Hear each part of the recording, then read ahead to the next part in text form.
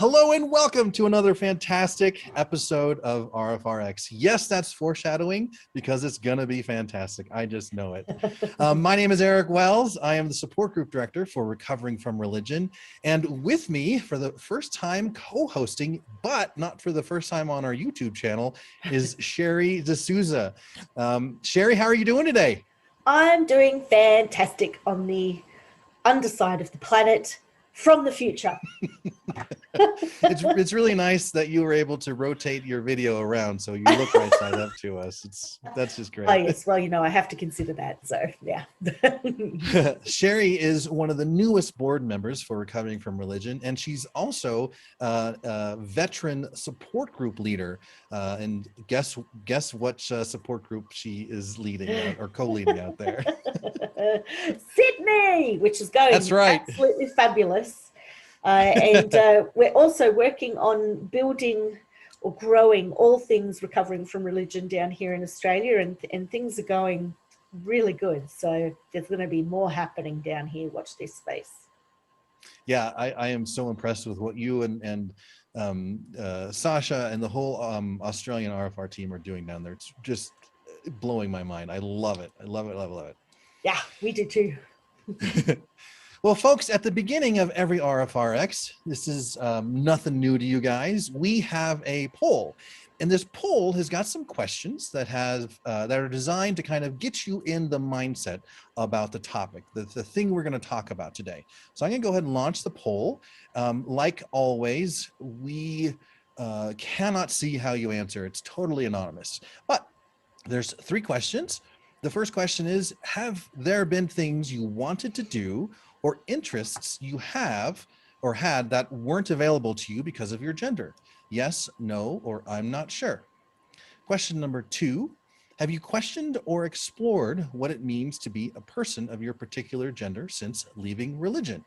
Yes, no, I'm still religious, or I'm not sure. And then finally, the question number 3, and it's multiple choice, so you can answer more than one. Where do you feel you learned gender roles? And I had never really considered this before, but some of the answers are school, church, home, media, like TVs, movies, peers, or other. So while we do our introduction, we're going to go ahead and let this poll do its thing. So moving on, let me tell you what RfRx is. Why are we here? Well, back when COVID started, we wanted to kind of get some sort of thing together for folks over Zoom. And what we came up with was a weekly topical conversation that we'd have. We'd bring on experts and talk about issues that the clients are struggling, the clients who come to Recovering from Religion that they're struggling with. So we've talked about all sorts of different religions. We've talked about all sorts of really important topics. And I've seen each and every one of these topics and religions come through the support groups and through the helpline. So if you have any topical questions, or if you have any comments about a show, or if you have any inquiries, you can email us at rfrx@recoveringfromreligion.org. In addition to that, it's not just here where we have the show, we have it all over the place on our YouTube channel. So you can also go and take a look at the show on our YouTube channel, and any of the back episodes that you missed are there. Now, I've been talking quite a bit, haven't I, Sherie? Well, I need to get a word in now. Please do. So tell us about RfR. What is Recovering from Religion all about? Recovering from Religion is just the best. The mission statement is to offer hope, healing, and support to those struggling with issues of doubt and non-belief. So how do we offer those 3 things, hope, healing, and support? Well, with the healing, that really is via the helpline. Having somewhere you can call at any time where you can listen, or where you can speak to someone who will listen with an empathetic ear without judging or criticizing where you're at in your particular journey. The helpline is 24/7. There's always somebody available. Even if it's midnight your time over there, it's daytime for us down here, and we do have a few agents that'll be ready to listen to you. We also have the resources, which are just incredible. If you haven't taken the time to have a look at them, you really need to. It's absolutely fantastic. There's so many resources via the Recovering from Religion .org website. You just go into the resources tab, just have fun exploring that, because there's just so much there. And through that, you get a lot of healing. What about the hope, Eric? Well, with hope, yes. There's a Star Wars movie that talks about the last hope, but that's not why we're here. We're talking about hope for folks who are transitioning or struggling with the trauma that they've had with religion. And some hope can be garnered and passed on through the sharing and telling of personal stories. You know, we're all kind of in this together, and so many of us have shared very similar experiences. And if we can communicate that through our blog or through our podcast, if we can share these stories, it may give a ray of hope to someone who is struggling. I know that when I first began to become a part of Recovering from Religion and volunteer, I would check out the blog every so often, and I'm like, oh my gosh, these are some great things, and I can really relate to them. So we've got a blog at medium.com/xcommunications, and we have a podcast that's being worked on. So I've got the links in there. Sherie, why don't you take one of my favorite parts of this introduction? That's because it's my favorite too, and that's the peer support groups, which I'm yet to experience the amazing face-to-face in-person meetings, because we started our Sydney one just as the COVID lockdown started. But as a result, we are able to have our groups via Zoom, which is just absolutely awesome. We have about 60 groups now, I'm thinking, Eric? 62. 62! Oh my goodness gracious. So I'll be honest, in honor of Darrel Ray, I'm looking forward to getting 7 more. Awesome. We'll have to chuck a party when that happens. But we've got all of these groups around the world. So you can find them by going to the RfR website, or you can go into Meetup and search for Recovering from Religion. Via that, you'll see the whole map of where all of the groups are. And because of the wonders of Zoom, you can crash any one of them, which is fantastic. The Sydney one, not just promoting my own, but what the heck. First Thursday of every month and the third Saturday. The Saturday one is your Friday evening, which works out great. And we love having all people coming from all over. It's the support groups are just really, really tremendous, and they give me warm goosebumps. All right, now that you took my favorite part, I'm going to talk about my next favorite part, the Secular Therapy Project. Folks, we talked about the helpline and we talked about the support groups, and those two programs are peer support. They're nobody's really trained to diagnose anything or to even give advice. They're just there as an empathetic ear to, and then also a sounding board to bounce ideas and have and share issues with. We do have a program set up to get you access and connect you with professional therapy. And this is through the Secular Therapy Project. We have a whole team of licensed therapists who vet the applicants who want to be a part of the Secular Therapy Directory. And these therapists are vetted to make sure that they have the appropriate licensing in their state or country, to make sure that they run a secular practice, so you won't run the risk of being proselytized to, and you won't be sent home to pray hard up on it or with a Bible verse. And they're also screened to make sure they run an evidence-based therapy. And I'll be perfectly honest with you, only about 40% of the therapists who apply actually make it through the directory. So it's probably a lot more stringent than you may have previously thought before I just said what I said. And you can create an account and hopefully connect with the local secular therapist near you at seculartherapy.org. What's next, Sherie? Well, the online community, which is via a platform called Slack. One of the advantages of this platform is it's not like a Facebook group where people can just come in or out very easily. This is a private group where your identity is protected. Nobody else is going to see if you're part of a group, which for ex-Jehovah's Witnesses is a really big thing. And that is a fantastic application, because you can catch up or meet people, connect with people who have similar backgrounds or similar interests or focuses. So yeah, the Slack community is just fantastic. There are Sunday night Zoom meetings so that you can connect with others there on the platform. And if you want to join the online community, all you need to do is contact one of the helpline agents and they'll make it possible for you to join. Love to see you there. Yeah, in addition to that, there's several different secular communities out there. A lot of people, when they are walking away from their old belief systems, they really do need a replacement community, a set of folks, a set of like-minded folks. And the RfR online community is one of those. Another one of those is the atheist community of Discord. You may want to check them out, and you'll probably make a lot of friends and get to know some really cool people over at the ACD. I'm going to go ahead and drop a link to that in the chat, and if you're watching on YouTube, it's in the description too. They're pretty darn cool over there. Yeah. What else? Oh, well, if you're loving all of this and it's sounding fantastic, volunteering with Recovering from Religion, I cannot sing the praises high enough of doing it. It's just so rewarding and so satisfying to be able to help other people through their journeys as they come out of religion or from high control groups.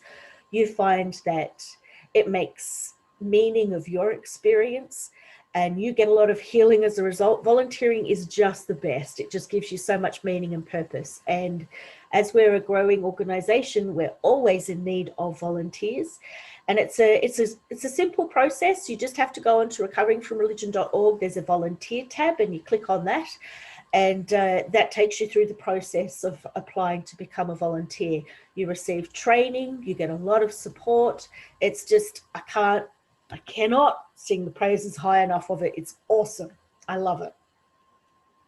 Come join us. Thanks, Sherie. Oh, that was great. That went smoothly between the two of us. I loved it. Not bad, hey? I know, right? Folks, that kind of wraps up the introduction. Let me tell you what to expect from this evening's show. For the first hour, we have a discussion with our fantastic special super veteran guest, Rebecca Williams. And so we'll have this discussion and it'll be on gender roles, post-religion.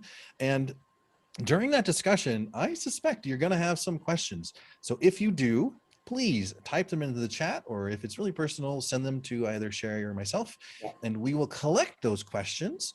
And then at the second part of the discussion, about 20 or 30 minutes worth, we will ask our super guest those questions. And that goes for you over at the Atheist Community of Discord. We're monitoring that Discord channel. It's over here on another screen. That's why I tilted my head that way. So we're monitoring that. So if you got a question, you can go ahead and tag me over there and we'll ask those. Once the Q&A session is all over, we're going to bring on the founder and president of Recovering from Religion, Dr. Darrel Ray, and he's going to wrap us up with some closing thoughts. When all that's done, we're going to shut the recording off. We're going to open up the lines. And as you well know, it's the hangout time. This is pretty darn cool time where you get to, if they have time to stick around, you get to chat with the guest and also just share some stories and make some connections and friends there too. So that's going to be the plan for this evening. So without further ado, Sherie, would you like to introduce our guest? I would absolutely love to. Rebecca Williams is a licensed marriage and family therapist in California.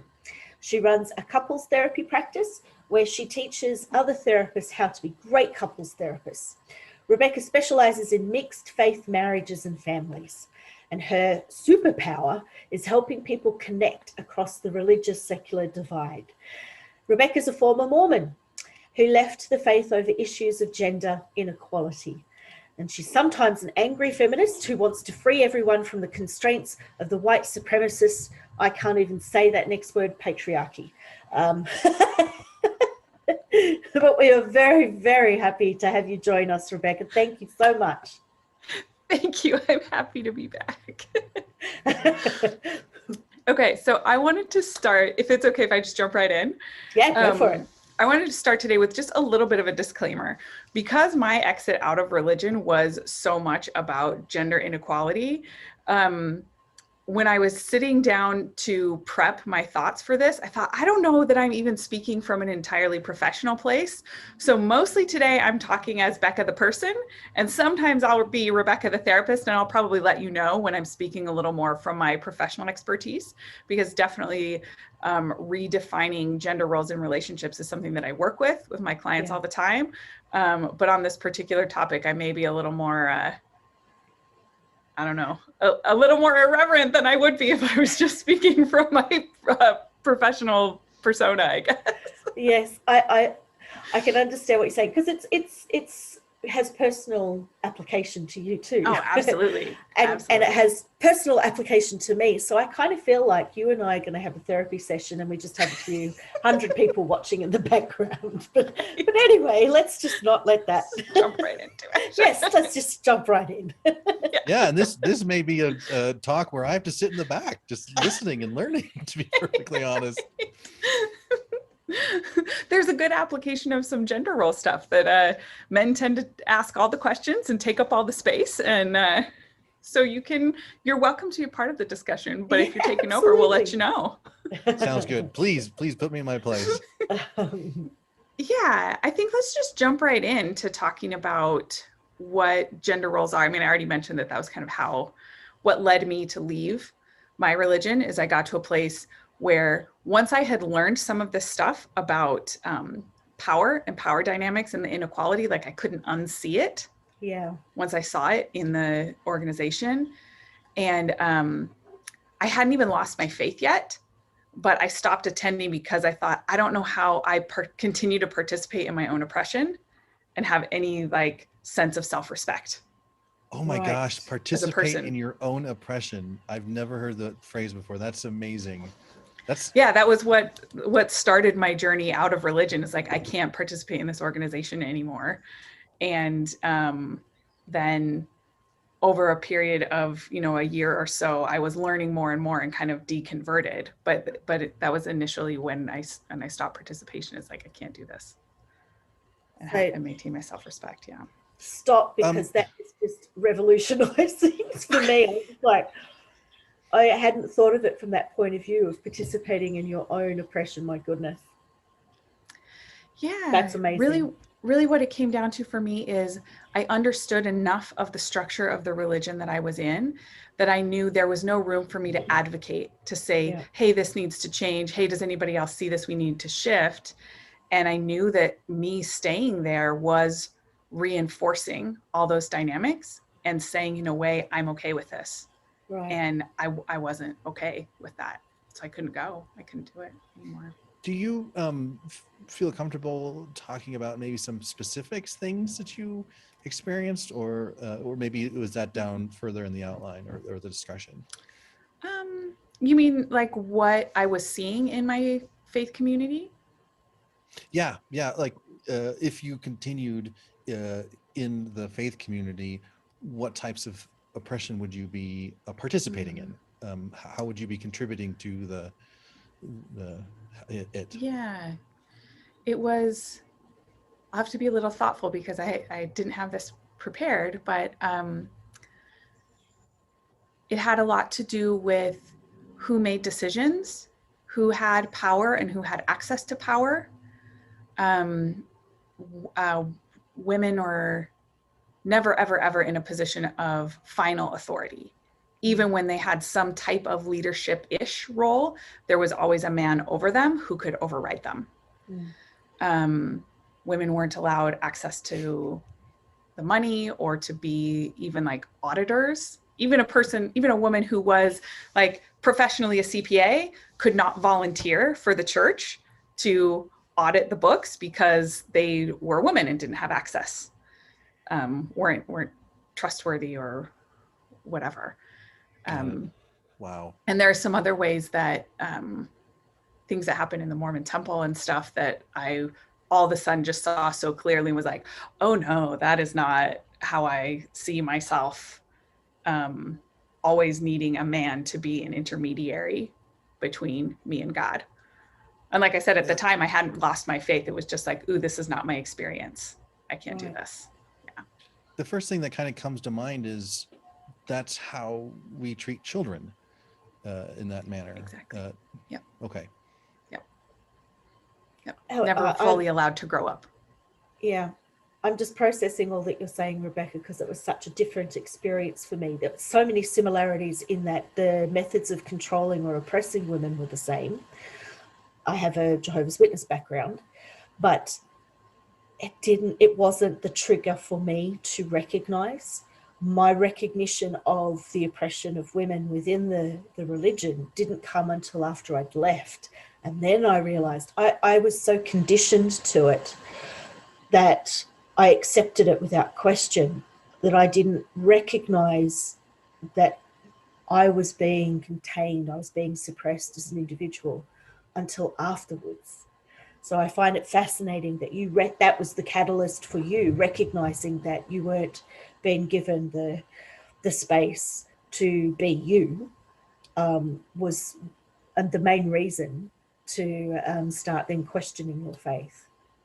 Yeah, there's a cross of the personal and professional there, because I was in graduate school at the time, and had been in I was taking a class that was called Couples, Gender, and Power. And so I'm being trained, how to recognize these gender-based power dynamics in the clients that I see. And it was fascinating to me.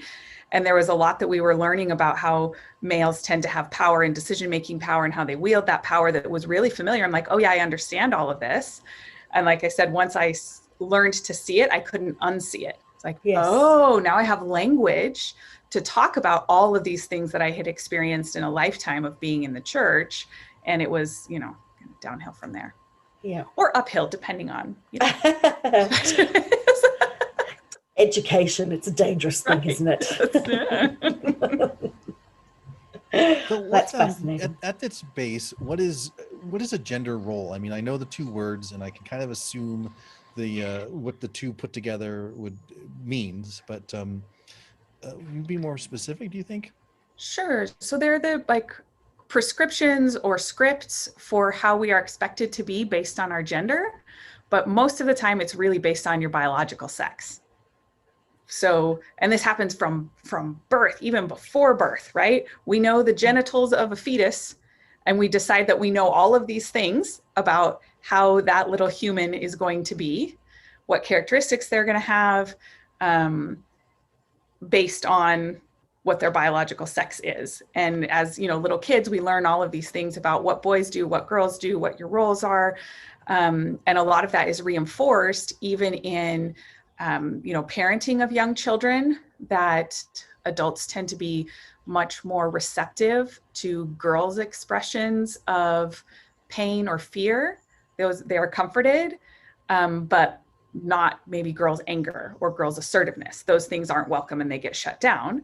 And for men, or for little boys, it's often the reverse, that their expressions of anger, their assertiveness, their leadership, whatever, is welcomed and encouraged, but maybe their softness, their sadness, their fear is not. And those things are met with, don't do that. We don't, you shouldn't feel that way.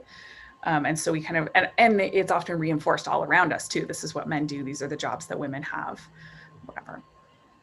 So it's a bit of like, you can only fit inside this box. And it's not only something that I learn and grow up with as a kid, but it's also something that's externally reinforced constantly from society. Like, for example, if I think of the word secretary, a woman automatically comes to my head. And if I think of the term executive or a man comes to mind just right off the bat. And we have a lot of language like salesman or trash man or something like that. Is this kind of within that? Okay. Yeah, and it's important to note that those things are culturally constructed and not biological or innate. Do we want to go into it all, the difference between like gender, biological sex, gender identity, gender expression? I think that'd be kind of good. Just a brief overview. I would love to have an entire show about the difference between gender and sex one day, but if we can do a brief overview, I'd love that. Right. This is the Cliff's Notes version. So biological sex is like what your genitals look like. Your gender is the culturally constructed thing that says this, or the gender role, right? This is who you're supposed to be, or the characteristics that we expect for you to have based on what those genitals look like. And then your gender identity is how you identify as a person, you know, separate from what my genitals look like. Do I identify with being female, with being male, or with being neither? Because there are people who are non-binary and don't feel like they fit either one of those like binaries, I guess. And then your gender expression is different than your gender identity as well. You can have somebody who identifies as a woman and that doesn't mean that they have to be girly or love makeup or like ascribe to the gender role. My way of womaning might be different than someone else's way of being a woman, and that would be their gender expression. Just like not every male is, you know, matches all of the, what our particular culture might say, these are the stereotypically masculine traits. You can be a man who is, you know, really into cars and mechanical things, or you can be a man who loves to cook, or you can be a man who is you know, super touchy-feely therapist. And those are all valid ways to be male and to express your maleness. That would be, come on, Rebecca, like the world is black and white, and what you're doing is you're making it much more complicated than it has. Come on. I took a class a few years ago, kind of on this, and like I'm no expert at all, but I wanted to learn. And one of the things that really stuck with me is that sex is what's between your legs, and gender is what's between your ears. Yes. Okay, cool. Yeah. So like more specific to the recovering from religion crowd, religious communities are often prescribe like gender roles on steroids. And for lots of us, this is where we had those gender roles taught to us or reinforced to us, it's like in religion and in the home often. And we may see, you know, strict divisions of labor taught there in terms of what, you know, what the different roles are, who has power, who's kept from power, who has power over whom, etc. And this is just like, this is me being me, the person, a plea from me.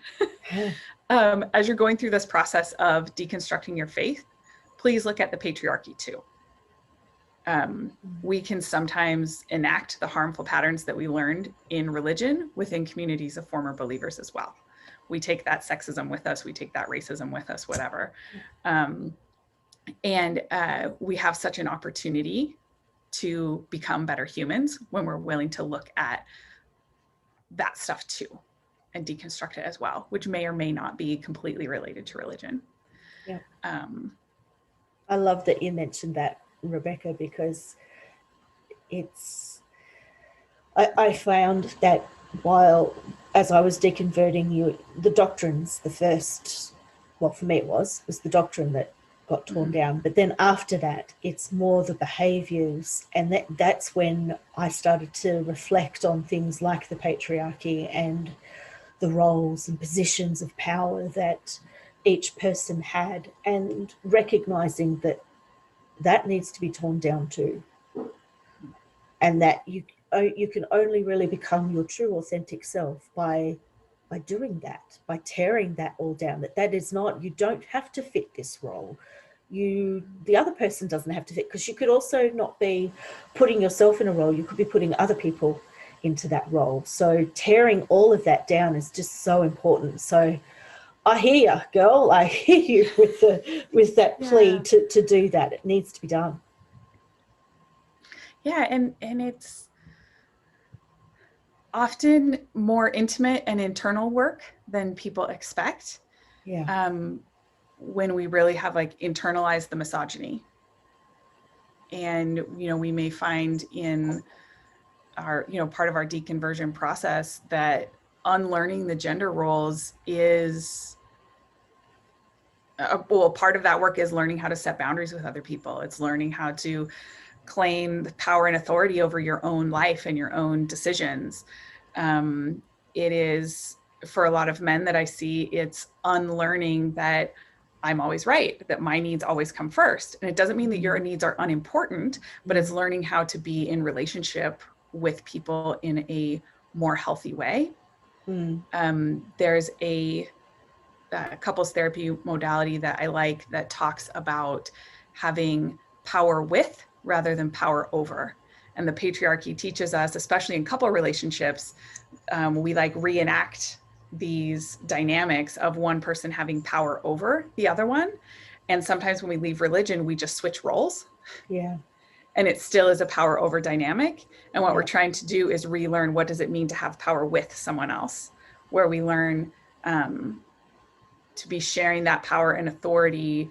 It's not a finite resource, but that me encouraging and empowering you and claiming my own power is something that actually elevates both of us. Yes.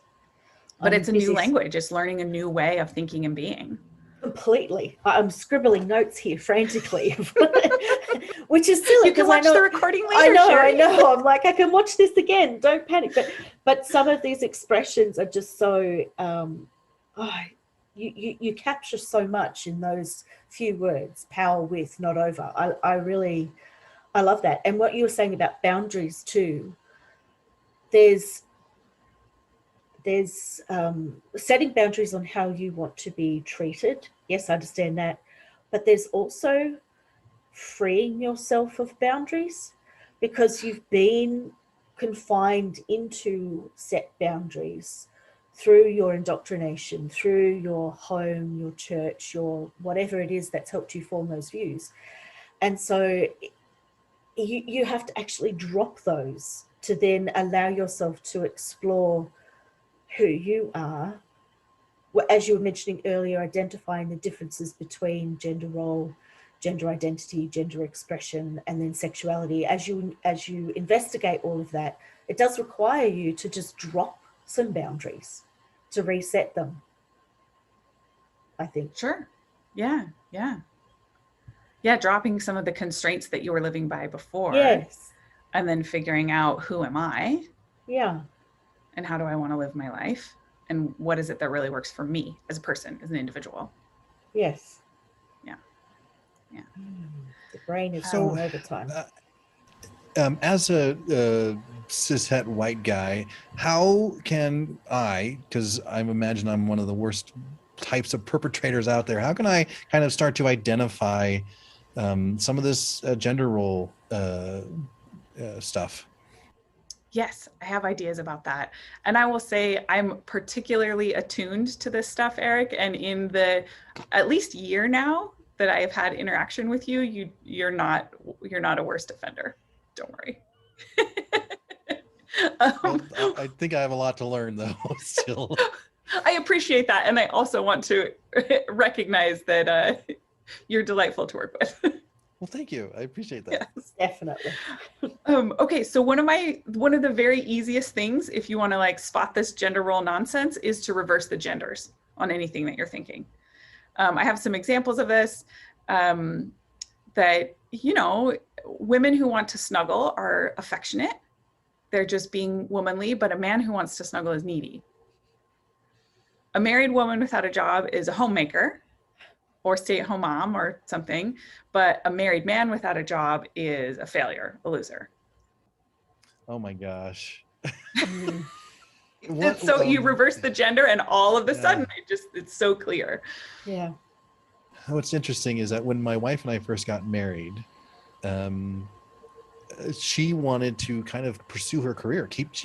She is an amazing salesperson, and I just love watching her work.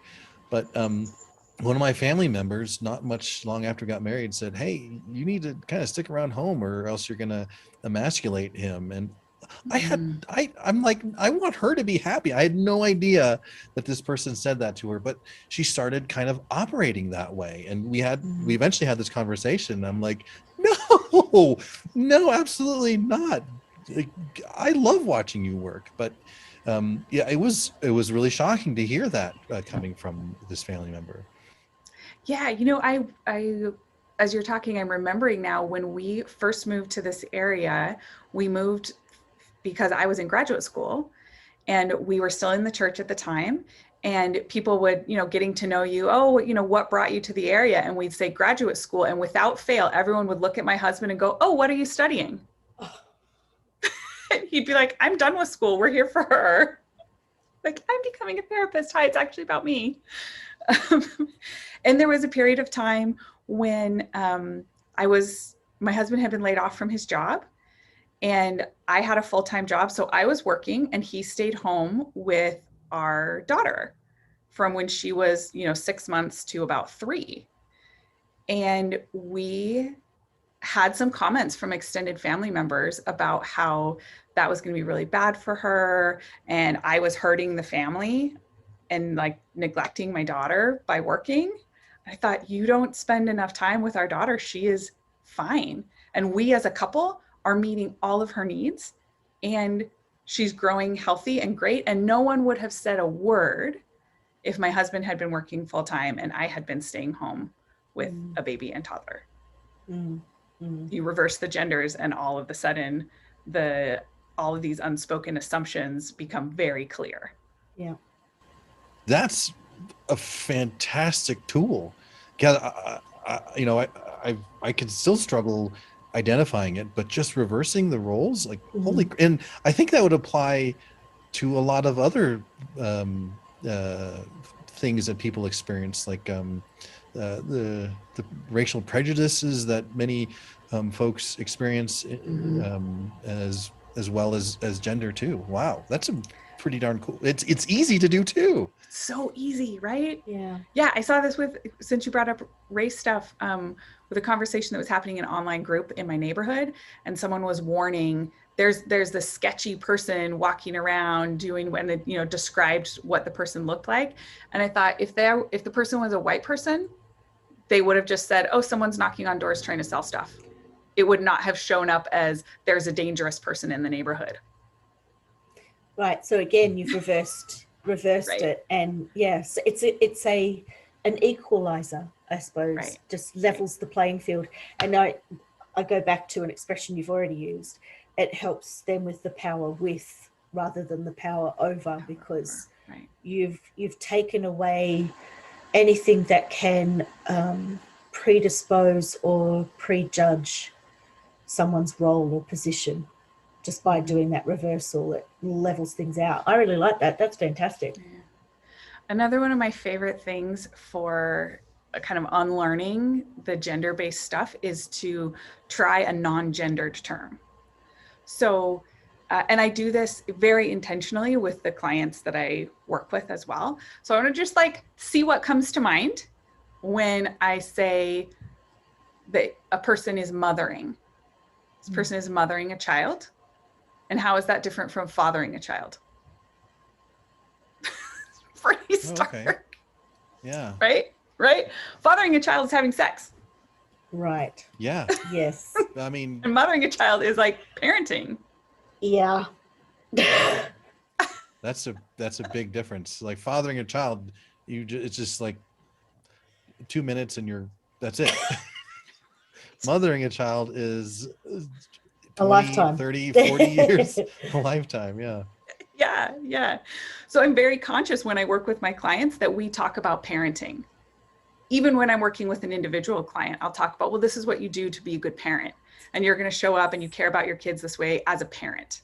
Yep. And it equalizes them, and it puts, the members of a heterosexual couple on equal playing field. The children aren't just the woman's responsibility. The children are also the man's responsibility. And when I draw that out and talk to them about it, men care about their kids too. Of course. Of course they do. They Yeah. love their kids. They want to see them thrive. They want to feel close to them and to care for them and to see them grow and be great humans. Yes. But sometimes we lose sight of that when we're caught in these rigid prescriptions of what a man's job is supposed to be to, provide or something. And it can be really empowering to kind of break free of that. I'm thinking of a male client that I work with right now, where in the dynamic of their relationship, he just is kind of the calmer, more level-headed one. And when the kids are having tantrums or in some kind of a crisis, he just naturally is better suited to be the parent who steps in and calms them down. And they've struggled some in their relationship because they both have bought into the idea that that's supposed to be the wife's job. Right. And it's been pretty freeing to see him just really take that on and go, you know what, but I'm good at it. Yeah. And it's okay for them as a parenting team to lean on what he's good at and let her do the things that she's good at, and just like throw out what's supposed to be their job. You are just reminding me of, I haven't connected the dots before until you said this, but my husband woke up out of his indoctrination from the J-Dubs before I did. And there was a subtle change in his language that you just not triggered, but you mentioned it, that the teamwork aspect. Sasha would say to me, this is what works for our team. Because what we were doing was not the prescribed JW family. I was working full time and I was pursuing my career, and that was a no-no within the religion. And Sasha was making it okay by saying, we are our own team. This is what works for us. And I hadn't actually connected that until you just said that. So there you go. It did have an impact on my deconversion, that the roles were being changed and he was making it okay. Right. And just that subtle change of language communicates that, like, this is okay. We can do this. And that it's teamwork, that it's not about him being the man and me being the woman and having those defined roles.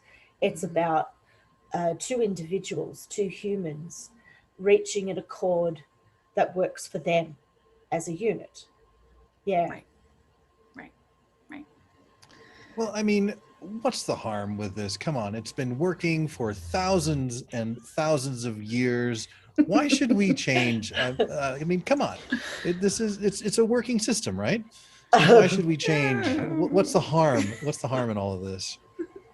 So the thing is, if you happen to be the person whose gender expression and gender identity really closely match the gender role that you've been given, it probably, like, you don't see it. It doesn't bug you.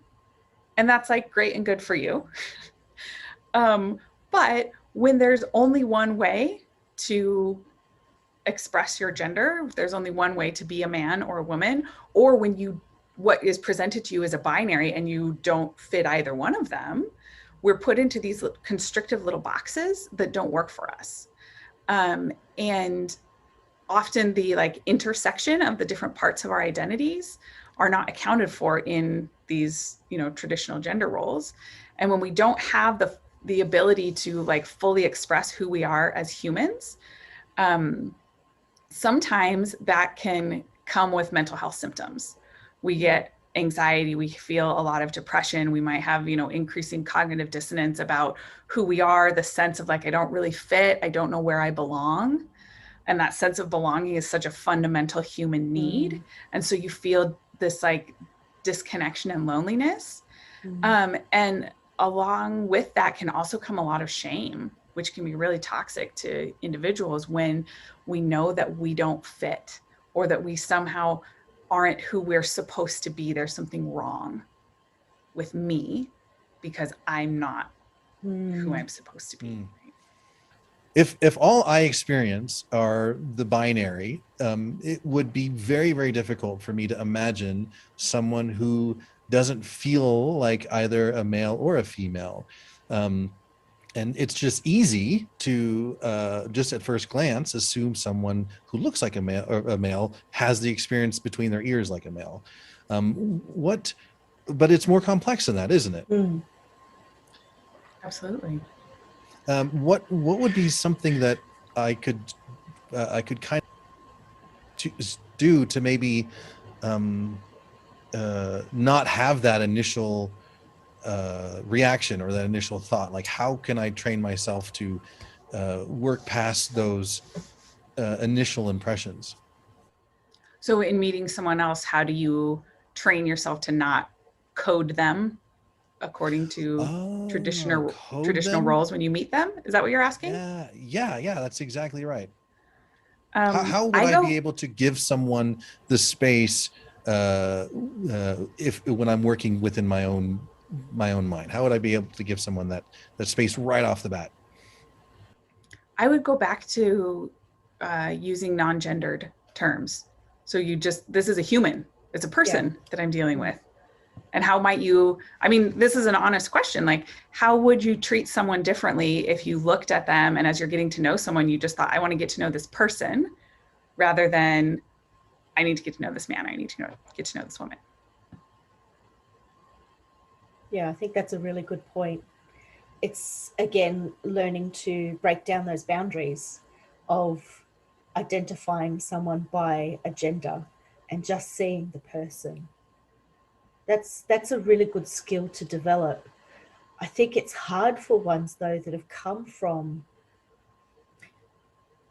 such a rigid background. You've got to become aware of that, or educate yourself that that's an issue. And I think once you've had that identified, it becomes a little bit easier to, when you meet new people or interact with anyone, that you're seeing a human. You're not identifying them by a sex or a gender or a role even. Right, right. You've got to practice at it. I think along with that comes some humility in, I don't know what someone else's experience is, which is often something that we need to unlearn when we've come from a faith community that is the one and only, the true has all the answers, right? We're used to being in a place where I can explain anything. I know everything about the world and I have all of the answers. And so we don't know what to do with a person who's sitting in front of me that has an experience that I don't. Yes. And yeah, there's just some humility there in asking some questions or listening to someone and believing what they tell you about their experience. So I want to go back to some more ideas about like some motivation, how gender roles hurt, why you should want to change them. We talked about there not being allowed like full human expression. Often, like I said in the beginning, about how we react differently to boys and girls' emotional experiences. People learn to cut off parts of themselves. And sometimes it can be really dangerous for yourself and others. There are real severe consequences in our society, like mass shootings and stuff, when we have men and lots of white men who don't know how to deal with disappointment. They don't know how to deal with their sense of entitlement and I'm not getting what I want. And it's not that the feelings that they have are invalid or that it's that they don't know what to do with them. We as a society have not given them the skills to know how to deal with those things. And so what they know to do is to act out in violence. And like, that's a thing that maybe seems a little bit dramatic, but like at the heart of it, it's not having emotional skills to deal with the things that, disappointments that you have. I have a couple other like less serious examples of where gender roles and like buying into this stuff can be like dangerous to yourself or others. I talked about mental health outcomes already. I'm an outdoorsy kind of person. So these are my outdoorsy examples. I have a friend of mine who, there was this hike she really wanted to do. It had sort of a scary overlook to it. And I hadn't talked to her in a few years and she reached out to me specifically. I want to do this thing. I know that you're a hiker. Will you come with me? And I was like, yes, absolutely. I will come with you. We get up to the place. I'm looking around at all the people there. I clearly have like the gear.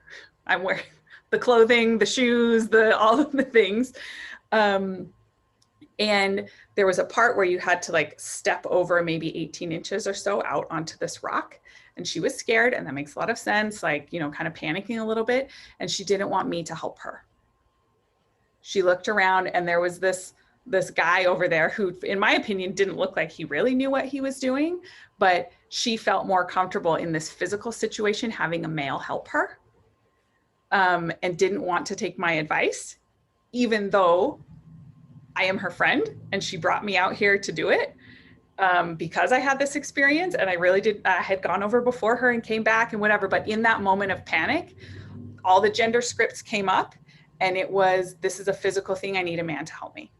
I need the strength of this man and not like, I can rely on my friend. That's interesting. Wow. Isn't it? It's fascinating. I was like, this is what's happening right now. Like, trust me, I'm here. This is why I'm here for you.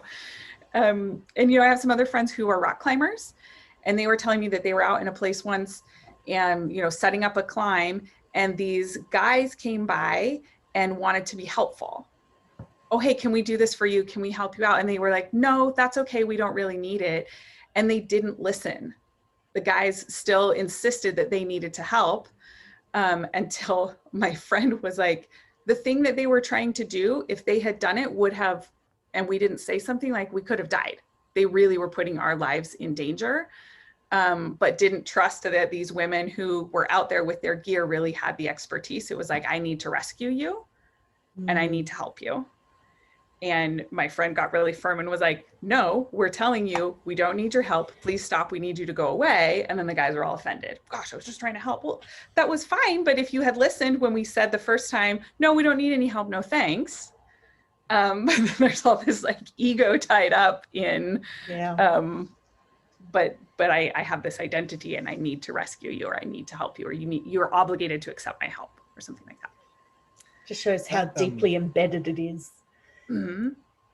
That rescue mentality is something that I grew up with, and I was given. It was akin to almost being chivalrous, or, you know, like it seemed to be like a chivalry code, like you have to rescue the maiden from the tower. And I remembered, like, there was a moment thinking, why do I offer to open up doors for just women? Can I also do this? Can I just maybe do it because I'm a nice person for anybody who is walking through a door? So, I love that example, and that's how I teach my kids. Is that when you're going into a building and someone is coming behind you, you hold the door for the person behind you, because that's what people do for each other. Yeah. And not that this is a thing that you should expect a man to do for you. Yeah, it's courtesy. Mm-hmm. And so it doesn't mean that we have to throw out everything that we've learned about what it is to be a good human, but we can look at it as what it is to be a good human, to live in community with other people, to treat other people with respect, regardless of their gender. It kind of reminds me, sorry, Eric, keep going. No, absolutely. Go ahead. Oh, I was just thinking of the platinum rule versus the golden rule. About the golden rule, you're really enforcing your beliefs onto the other person because you want to, you will treat them as you want to be treated. Whereas the platinum rule is about treating the person as they want to be treated. Yeah, and I find that actually does tear down some of those stereotypes and the idea that you know it all, or that you know the best way of treating people, because we don't know how the other person would want to be treated. So, and you mentioned humility earlier, so I suppose having that humility, that openness of realizing that we don't know everything, but if we approach situations with the willingness to listen and hear the other person, then our genuineness or sincerity at the action will follow that should respect the other person. Yeah, and I had a couple of thoughts about more specifically like power dynamics in intimate relationships, where we see this gender role nonsense kind of rear its head. And one of those is that sometimes buying into these things is a way that we avoid responsibility. I've seen I know, right? I've seen a lot of men who will be like, well, I can't be held responsible for, being insensitive or for saying things that are offensive because like I'm a man and you're just being too sensitive. And so I don't have to take responsibility at all for how I am in relationship with other people because I'm a man. Or I see women who don't want to take responsibility for their own choices. They would rather outsource that to someone else. Let me find a man who can tell me what I should do here. And then I don't ever have to really own the consequences of my own choices. I can avoid responsibility and be a victim. And this is always someone else's problem. So you're saying you've met did I blow your brain, Eric? You just described someone close to me who's been doing that to myself and my wife for a long, long time. And I can see it differently now. Thank you. And sometimes couples can fall into these dynamics of having, a woman does all of the emotional labor. So she does the work of handling her feelings and helping her male partner with his feelings. And so then he doesn't, like I said before, maybe have to know how to deal with his own disappointment. He doesn't have to deal with his own things because he comes home and the wife takes care of it for him. Or she does a lot of the unseen work of scheduling the family and keeping track of supplying the house and what we're out of, and maintaining the friend relationships and whatever. But there's like double-edged swords, because there's ways that patriarchy hurts men too. And I see men in my practice in the couples, when they are, this decision-making stuff is put on them, that's really an unfair weight of responsibility. Maybe they're kind of being crushed under the weight of, I have to provide for the family. I always have to know what to do. I always have to have the answer. And they don't really get to experience a true partnership with someone who's going to have their back, when they always have to be this, white knight on the horse. Yeah, it's a pretty big expectation, isn't it? It's huge. If you think about, again, take away the gender role and just think about one person in a two-people relationship holding all of that. It's not fair. No. Yeah, and this is bringing to mind is back growing up in the 80s and 90s and even in the 2000s, I was the society told me that you don't have a mental disability. You don't. Medicine's not going to do anything, you big puss. You can fix this on your own. You're whatever's going on in your head, you just don't have the willpower to fix. And that was like the manly thing to do. But I got to say, I'm taking meds now, and I am a hell of a lot happier than I was before. And so just screw my younger self for thinking that, because it's so much better on the other side. And it sounds like that's kind of what we're talking about here too. Absolutely. And that goes back to this thing that, like, holding on to the strict gender roles doesn't allow you full human expression. It doesn't allow you to be vulnerable sometimes, with males especially. It doesn't allow you to be vulnerable with other people and to benefit from connection, to benefit even sometimes from the expertise of other people, that you can ask for help, that you don't always have to have all of the answers, or that it's okay to not know things or to not be good at things, and to just own that. Yeah, that's really important. That's good. So you're saying gender roles can be stifling and they can be harmful. Is that what you're saying? Yes. That's been my experience too. It's an excellent summary. Wow. Yeah. Should we talk about moving on from it then, what you do? Absolutely. Yes, that sounds great. You can mire it down and all the shit, and then we can get out of it. Okay. I think at the end, deconstructing gender roles doesn't have to mean taking away who you are. It's taking away all of this external stuff that was put on you and discovering who you've always been. The true you is underneath that stuff, and we're just going to clear away the crap that was given to you that isn't who you are, and let the real you shine. And some of that might match. There may be some facets of you that match the gender roles that you were given, and that's fine. You don't have to completely deny those parts of yourself, but you're also allowed to be a full and complex human. Well, kind of what you're describing is very scary. Like, if I have been being manly, quote unquote manly, for my entire life, and then I'm hearing you talk about this, I'm like, okay, well, maybe I might enjoy wearing a dress around town or something. It sounds really scary to me to kind of take that chance. I know right now I don't have that kind of confidence to express myself in that way if that were the case. Yeah. And you don't have to. You can start small. If you wanted to explore dressing differently, you could try doing that in your home first and see how it felt. And if you like it, then great. And if you don't, then that's okay. And it's also totally okay to, like I said, have parts of you that match the traditional gender roles and parts that don't. Yeah, And I what really you can like do. that. I think that's so important what you just said, because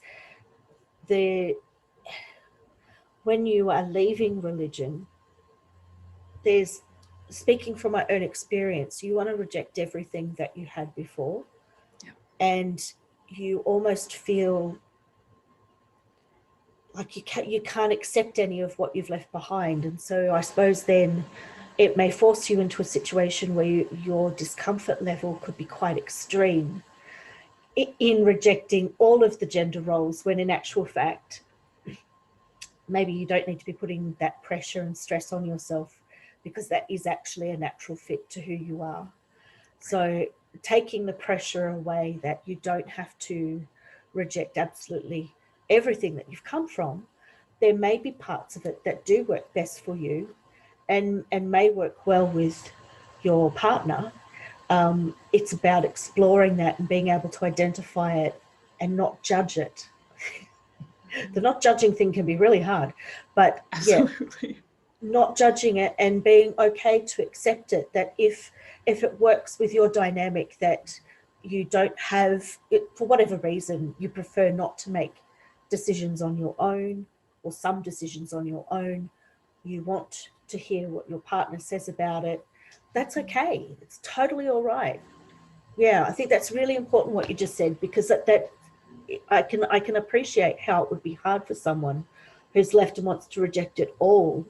They might be actually harming themselves there if they are rejecting everything, when that is part of the natural expression of who they are.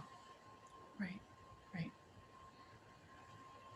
Yeah, so just speaking for myself as a case study of one, I was raised to be a good Mormon woman, stay-at-home mom, bake the bread, do the crafts, care for the kids, volunteer with the PTA, right? Like, this is who I am supposed to be. And I definitely went through a process of figuring out, rejecting some of that, and then maybe even experiencing a little bit of guilt when I came back around to but there are actually some of those things that I like. So I'm not a stay-at-home mom, I'm a business owner. And not just I want to work, but I'm an entrepreneur. That is part of who I am, that is very different from the gender role that I was given. But I also absolutely love being a mom. I love it. And I bake bread and I do some crafting, but my crafting is subversive crafting. Oh, tell me more. What's this? What's subversive crafting?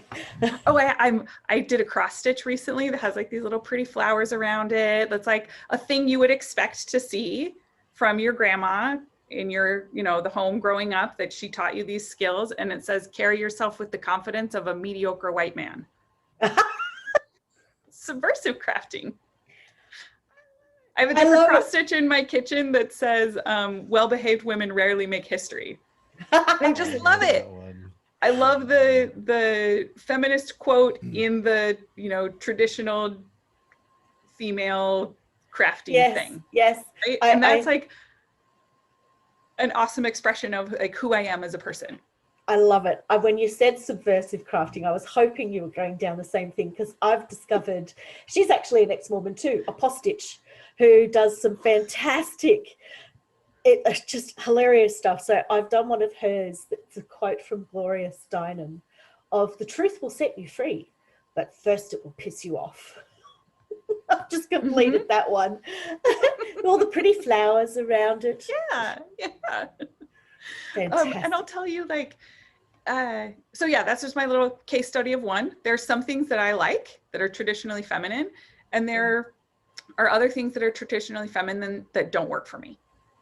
And that's okay. I can figure it out. And I will tell you, you can come back to who are you as a person? Where are your strengths? And lean into those things. It's okay. I hate cleaning. I outsource cleaning. I pay a house cleaner. There was a little bit of shame when I started that. No shame anymore. I don't like doing it. It's fine. I don't have to. I'm not less of a woman. I am not less valued. I don't have any shame around, this is a thing that I think that I was taught I was supposed to do that I don't like doing. That's okay. Yeah. And I will tell you, on the navigating this stuff within a marriage, my marriage got so much better and happier when I stopped expecting my husband to be ambitious and to be organized.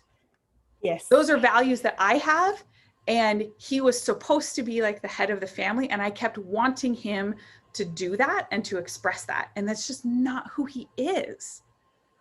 And when I stopped expecting him to do that and to be that person, just owned, I am ambitious, I am really organized, and so if I want those things done, I got to do it myself. Things are so much happier. And corollary though, he had to stop fighting me when I said, hey, we should do this thing, because that was part of his unlearning gender roles, that his knee-jerk reaction is, if I say we should do this, that he'll go, no. Because he's supposed to be the one who calls the shots, right? That's what was modeled for him, is that he makes all the decisions. And so for a while, it was like, didn't even matter what I said, he would say no to it. And part of us coming to a happy place is that I stopped expecting him to be who he wasn't. And he like embraced that when he let me say, when he would go along with like, Becca has good ideas, right? Yes. She wants the best for me. And he stopped just fighting it. Like, we were both happier. Yes. Rebecca, the four of us with your hubby and my hubby, we should have a chat sometimes, because I'm sure we could share a lot of stories. Sure we could. Because a lot of the conflict that Sasha and I had, especially in our first years of marriage, we look back now and we recognize it was because we were forcing each other into these defined boxes, these defined roles, that Sasha was supposed to do X, Y, Z, and I was supposed to do A, B, C. And because we couldn't do that to the expectation that the other one had, that caused so much conflict. So letting go of that, I think it was about year 8 or 9 in our marriage that Sasha had come to this, we're a team and we don't have to be like everybody else. We don't have to do what other couples do. We can be us.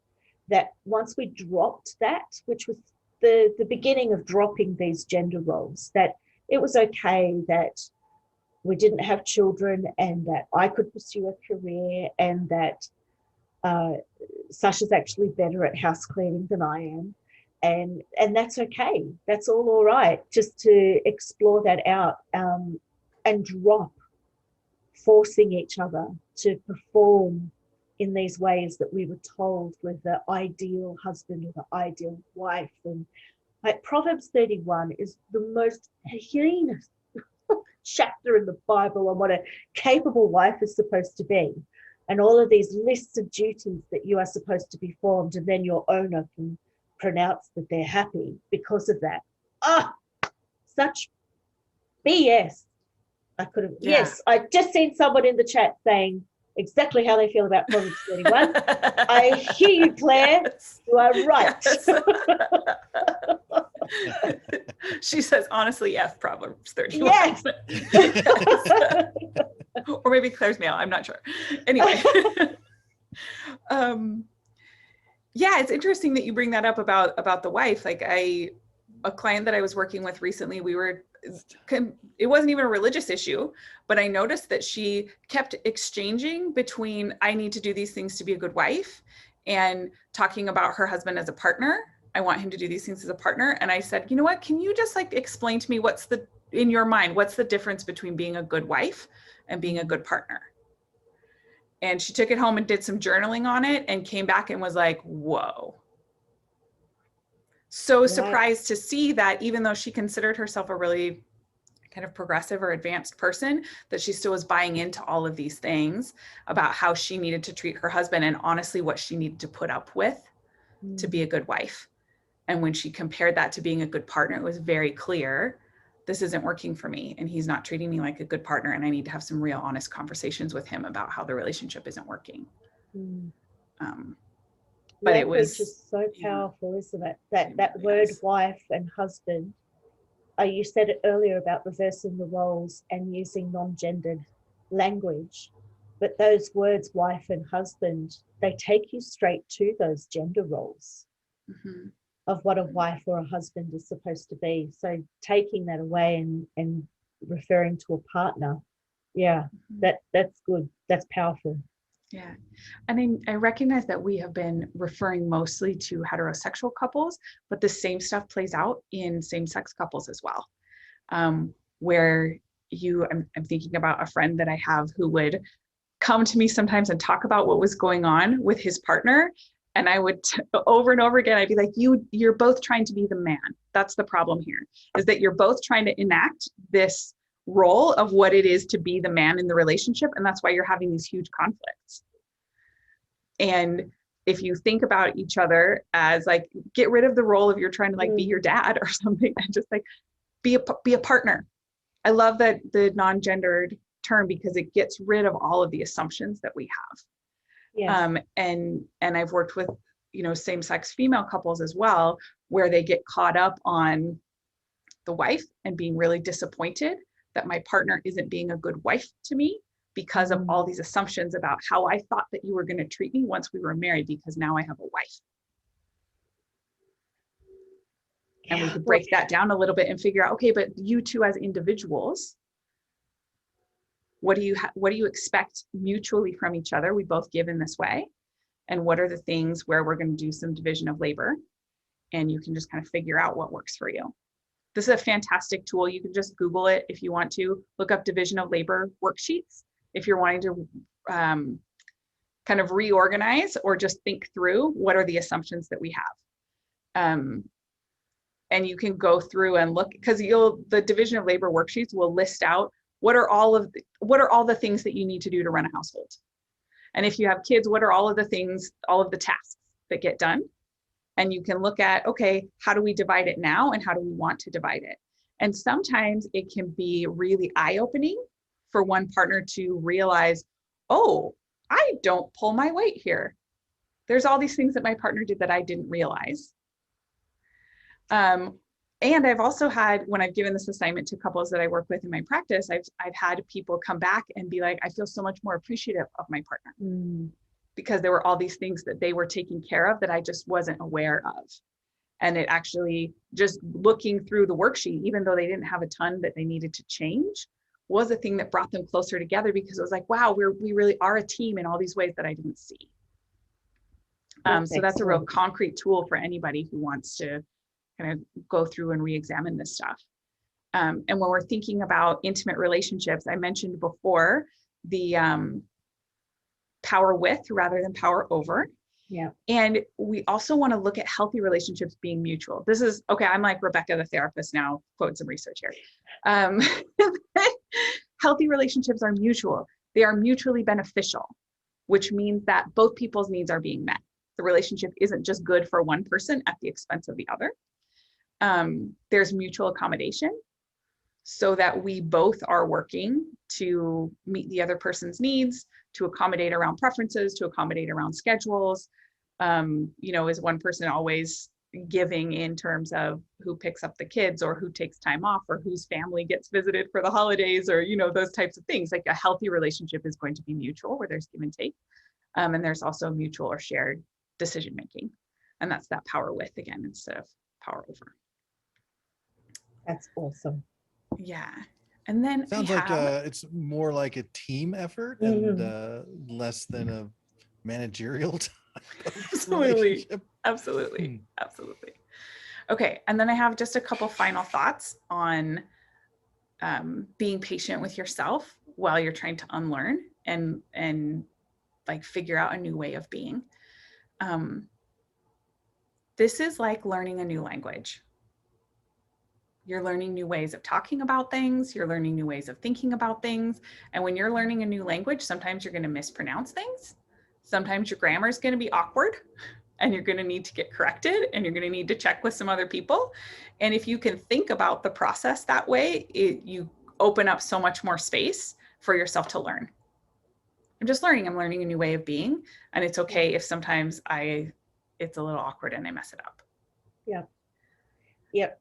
I did that not long ago. An expression that I'm just so used to saying because you grew up with it. And I didn't realize until I thought about it how problematic it actually was. Boys will be boys.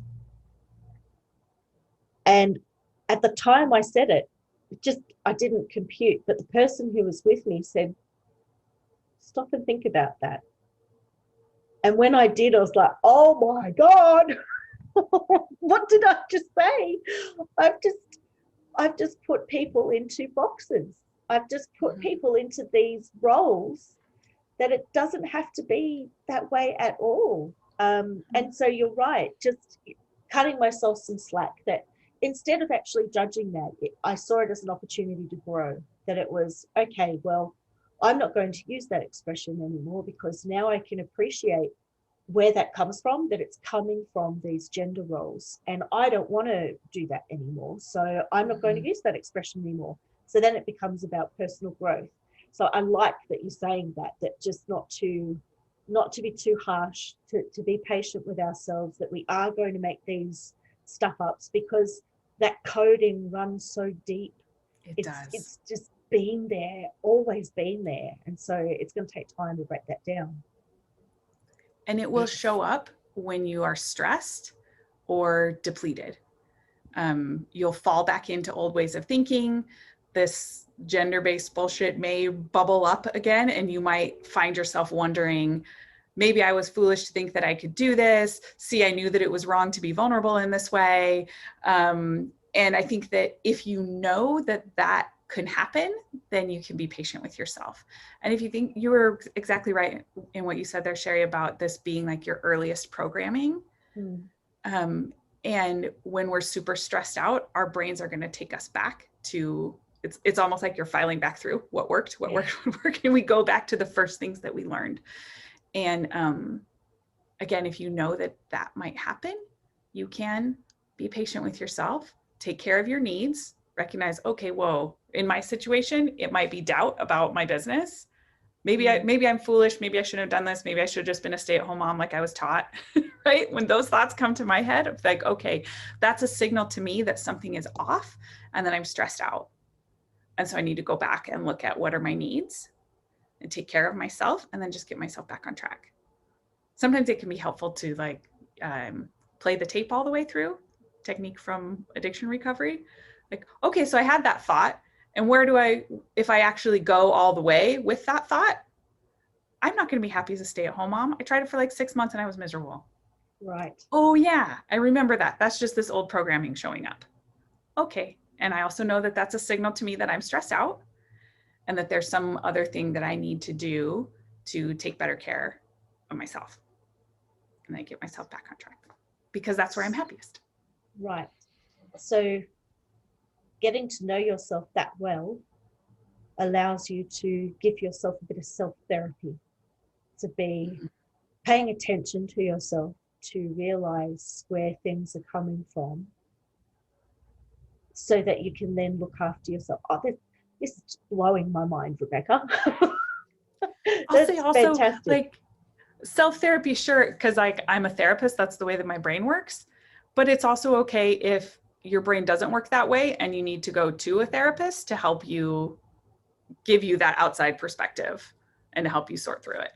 To learn Also those totally techniques valid. or skills. Right, Yeah. right. Because that is what it's sounding like, that it is a skill that you have to develop and work on. It's not something that's going to become automatic. You've got to practice using these things, these tools, really. Right. And there's some like skill in self-awareness, which is where like a meditation practice can be really useful as well, that you can just observe what's happening in your body, in your mind, without there being judgment about it. Because I could easily go into a shame spiral if I noticed these thoughts coming up and then added some judgment and guilt on top of that. But I also can just go, oh, I noticed that's what's going on with me. Interesting. Wonder where that's coming from. I wonder what else is going on. And, you know, some kind of mindfulness or meditation practice can be really useful in helping people develop that skill. And you're totally right. It's a skill. You practice it. This isn't the first time the advice of working with some meditation skills has come up on RfRx. I know I've brought it up before. I know. And it seems to be something that is really helpful to a lot of people too. Yeah. Rebecca, thank you Yes. so much for having this conversation with us. Is there anything else that you wanted to cover before we wrap up that I might have missed? or a final message? Yeah, my final thoughts are just like, this is maybe just more, you know, Becca philosophy, I guess, but I think humans are awesome. I love meeting people and I love seeing them find out who they are and love who they are and like shine. And so that's my invitation to you, is to figure out who you are. Feel free to keep the things that you were taught that work for you and to let go of the things that don't work for you and like just really embrace who you are as a person, because I think who you are as a person is beautiful. Beautiful. Thank you. Yeah, that's fantastic. I'm seeing lots of clapping hands, so I think everybody else is agreeing with the sentiment. Good, because I can't see all of them. I just can see your two faces. Well, Rebecca, afterwards we have the hangout, as you well know. Do you have some time to? Okay, great, good. Did I talk right through the Q&A section? I lost track of how much. Okay. We actually just have a single question. I think that you covered this so well that we just have one single question. Okay, what's while the question? I get the resources, Sherie, you want to have a conversation about the question? Yes, so the question is a good one. What do the words masculine and feminine mean today? Ooh. Ooh. What do the words masculine and feminine mean today?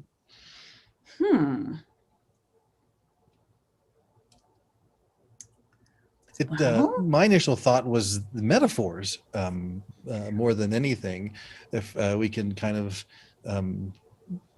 just because our language is so tied to gender, especially like a lot of the European language, like there are gender specific nouns. And it obviously probably came out of those old gender roles that have been around for thousands of years. But my initial thinking was that they're just metaphors these days. And I suspect a lot of the gender driven terms are going to slowly kind of disappear and work their way out of the English language as we grow and hopefully become a better species on this planet. Yeah. And I think that, I mean, for me, when I sit and think about it, masculine and feminine, I mean, outside of like grammatical stuff, they can mean, or they reference those traditional roles. And I don't think that that has to mean that there's not a place for them, but maybe we just put some qualifiers on there. And it also, maybe whether they're useful terms or not, depends on if there's judgment attached. Yes. Because I might say something like, I, as a woman, I enjoy some things that are traditionally masculine. I do. I have some of those characteristics. I have some of those hobbies, and like, that's okay. There doesn't have to be any judgment to it. And the terms then just become useful language for describing what I'm talking about.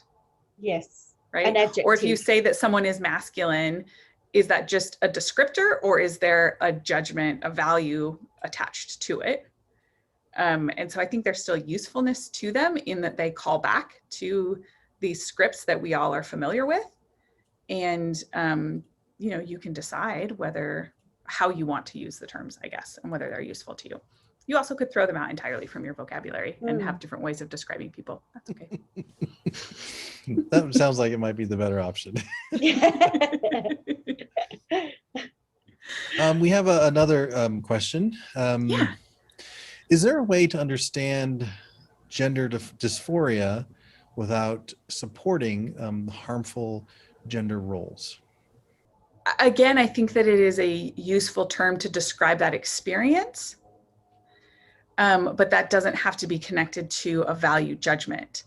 And I think that especially in the mental health realm, that's like can sometimes be a controversial thing, because in order to maybe get treatment covered by insurance, you may have to receive a diagnosis, the diagnosis of gender dysphoria, and that can feel pejorative, labeling like there's something wrong with you if you have this diagnosis.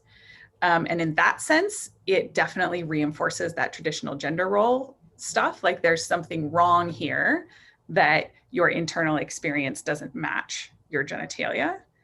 And I also know a lot of people, again, other mental health professionals who work with transgender folks, and other people who are non-binary, who just talk about it as being a descriptor. This is a term that describes that experience, but it doesn't mean that it's bad. It doesn't mean that there's anything wrong with the person, but we also do need to have some language that describes the experience that the person is having. I don't know if I fully answered that question. And again, I am completely open to being wrong, because this is outside of my realm of expertise. So. From my limited experience, it sounded logical what you said. Thank you. I can understand a bit of it. I noticed there's another question here too, Eric, on how can one differentiate in their mind the way religion skewed one's view of gender expression versus gender identity? Okay, how can one differentiate the way? I think the best way that I know how to do this is to get exposure to people who are outside of the religious group that you belonged to or that you're most familiar with. And again, it's pretty similar to what we were talking about before with switching the genders, to kind of, bring some of those unquestioned assumptions there. It's like, well, if I don't know the way that my religion impacted me, then maybe I need to go talk to some people who aren't religious. Maybe I need to, and it doesn't even have to be conversation. I think that there is a lot of value in reading books, listening to podcasts, consuming media that are for, by, and about whatever the group is that you want to learn about. And that may help you to see I would pay attention to what comes up for you. Are you surprised by the things that you see? Are there things there that make you uncomfortable? And that might help you kind of tease out what are the things there that were influenced by your religion or maybe skewed the way that you saw who you are. It's so important to consider religion in how we view the genders and how we view the roles, because I was listening, people may not be aware of a few things going on in Australia, but we have had in the first few months of this year, quite a lot come up about sexual assault and sexual harassment and violence towards women, even to the point of rape happening in Parliament House. And the woman that it happened to courageously spoke out about it. So there's the conversation around domestic violence or violence towards women has happened. It's happening a lot now in Australia. It's being talked about. I was listening to a podcast just this week about it by the former Prime Minister, Julia Gillard, our first and only female Prime Minister. And listening to the conversation, it was all very, very interesting and academic. They went into a bit of research, but they missed that at no point talked about the impact that religion has on this, because it underpins the whole thing on the roles that women think men should have and that men think women should have. And it underlines all of it. So I feel like society now is approaching conversations, is having dialogue about these issues, and we need to, but they're not getting towards the heart of it yet. I'm not sure how we're going to get there, but anyway, I know I've just hijacked it to a slightly different topic, but it is related. Yeah, and I think that those are really hard conversations to have when religious belief is still so privileged in Western. I mean, I don't know about Australia, but in the United States, definitely, religious belief is still very privileged. And so I think that those are hard conversations to have publicly, because people's defensiveness about their religion gets activated. Yes. Yeah. It's very true. So we've got a lot of growth to do yet, but at least in this format, we're having a really frank conversation about things that need to be discussed. So thank you so much, Rebecca. I've been just enjoying this so much. Yes, Thank you. It's one of my Rebecca. favorite things to talk about. Yeah, I can imagine why. Well, let's have you on to talk about it some more in the future. How's that sound? Sure. Rebecca, thank you so much. I can see from the chat, both at the ACD Discord and here in Zoom, that this has hit home for quite a few people, and really appreciate you taking the time to put this together and to come and speak with us. I got a lot out of it myself personally. Thank you. You're welcome. I loved it too, as everybody has heard throughout this whole talk. Thank you, Rebecca. I've taken a lot away from this session. Actually, it's just given me a lot to think about, a lot to reflect on. There's some great tools that I'd like to follow up on, but yeah, thank you. I feel like this was just a personalized one for me. Love it. Well, folks, that'll wrap up the formal or the discussion portion of RfRx. And right now, we're going to go ahead and let you know what's coming up. Next week, we have a brand new speaker just coming and visiting us and going to present to us, Sakivu Hutchinson, and she is going to be talking about Rock and Roll Heretic, a new book that she has out, Trauma and Black Religious Respectability. And so the description, I'll go ahead and read it. In this RfRx talk, the major themes of Black feminist identity and artistic control in Sakivu's new road novel, Rock and Roll Heretic, vis-a-vis overcoming trauma, victim blaming, and silence around sexual violence, misogynoir, it's a new word for me, it means anti-Black misogyny, and corruption in the faith-based communities. So this is going to be another very powerful discussion. I hope to see you next week, same bat time, same bat channel. Want to go ahead and remind you that all of our previous RfRx, well, most of them, we're almost caught up. Recordings can be found on the YouTube channel. And if you've got any questions, you can, or comments or inquiries, you can go ahead and email us at rfrx@recoveringfromreligion.org. We've got a blog. Find us at medium.com/excommunication and take a look for our podcast too. I'm going to go ahead and post all that in the chat, and it's in the description. So what's up? What's next? We've got also, you can follow us on social media, and that would be fantastic if you could, because it really helps then for other people to find us on social media. There's the Facebook main page at facebook.com Recovering from Religion. Then there's also a support group page on Facebook, which is the facebook.com/RfR Support Groups Project.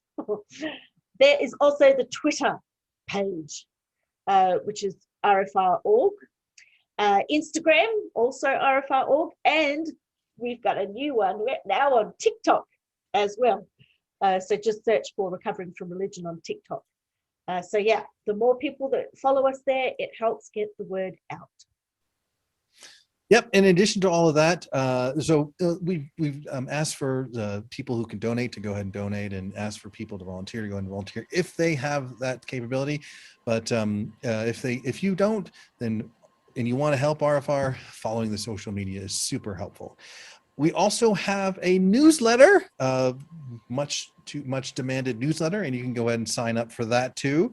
I'll put a link in the chat, and the link will be in the description too. The newsletter is going to provide RfR news. It'll talk about recently published videos. It'll have the resources that were found in this talk, and also feature some recently published blog posts.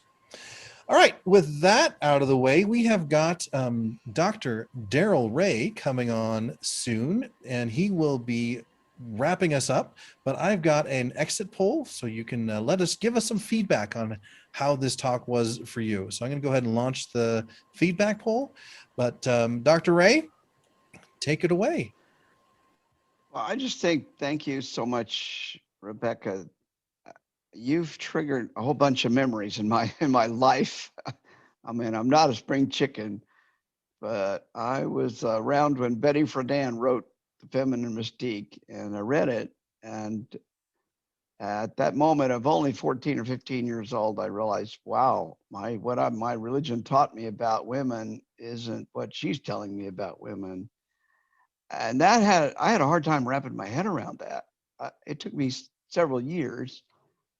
And then the next thing you triggered was I took the very first women's studies course at my college in my sophomore year.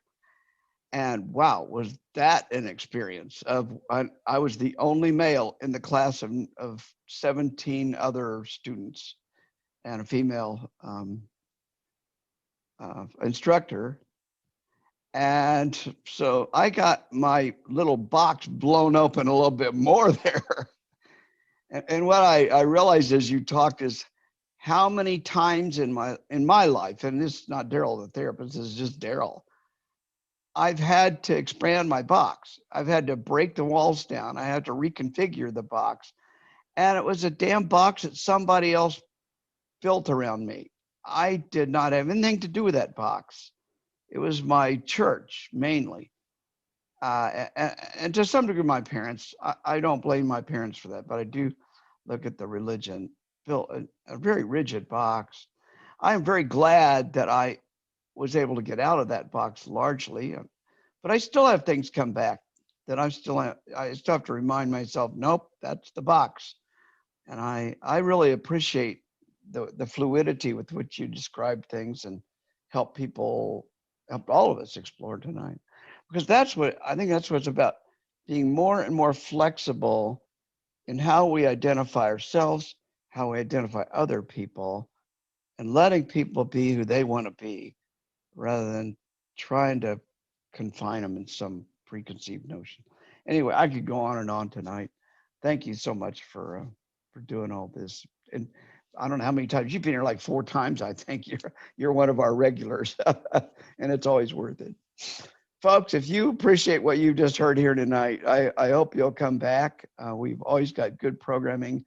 And what blew my mind this week, I spent the whole week at the first international conference on religious trauma, and I listened to almost all the talks. I interacted with many of the attendees and speakers, but this is a big deal, and it's the first time this has ever happened.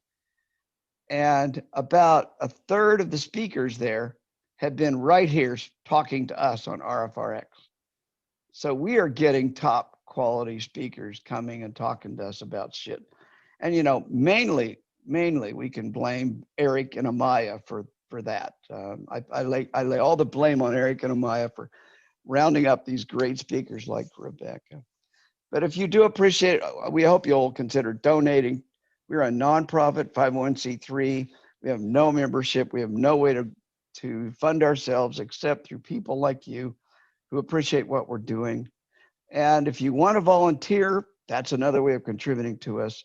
People like Helen are volunteering daily. I will say Helen volunteers daily here. In fact, there's almost not a day I don't see her volunteering, among several other people like Sherie and Eric. So not that everybody has to volunteer that much, but we're always looking for volunteers. All right, thanks, Sherie, for co-hosting for the first time. And by the way, you did an A+ job. I will give you an A. I don't know whether Eric will or not, but I will. So there you go. I'll take that A+. Thank you very much.